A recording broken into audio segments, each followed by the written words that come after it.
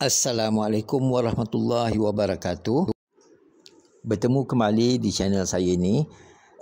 Ada yang bertanya dengan saya lah ya, kenapa channel ni Abang Don Paparayan 2. Jadi perlu saya maklumkanlah di sini bahawa channel ni pertama saya itu, iaitu Abang Don Paparayan, masih boleh dilihat, boleh ditengok, ditonton melalui YouTube.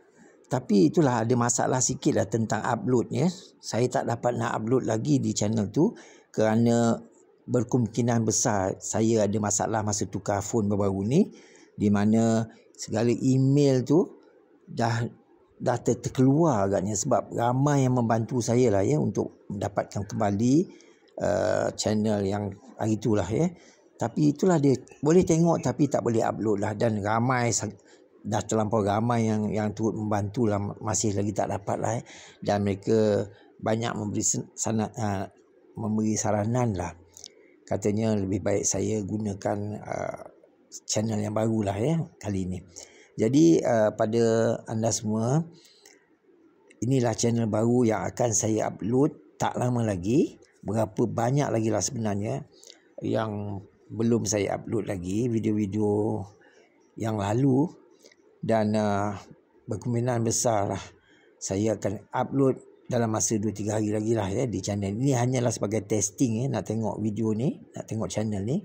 Dan juga saya mengharapkan agar subscriber saya yang terdahulu turut samalah membantu dengan subscribe yang baru ni lah Sama-sama kita dapat berkongsi maklumat nanti tentang banyak perkara.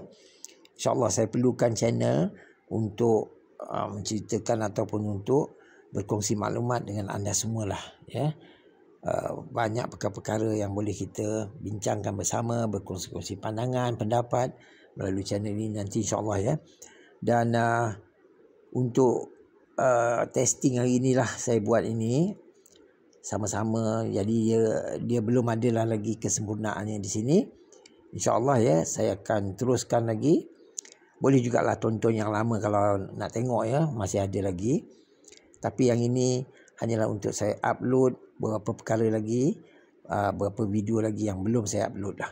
Jadi untuk itu saya juga mengucapkan selamat Hari Malaysia hari ini, 16 September 2025 pada seluruh rakyat Malaysia, agar dapat kita bersatu padu, agar dapat kita menjaga negara kita ini Jadi untuk mengakhiri, saya ucapkan terima kasih lagi kepada anda semua.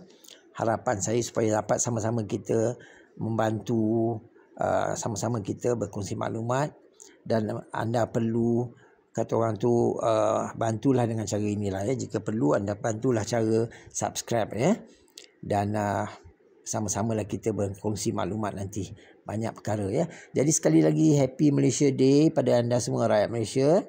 Dan pada yang menonton, saya ucapkan berbanyak-banyak terima kasih. Hingga kita bertemu lagi di lain video.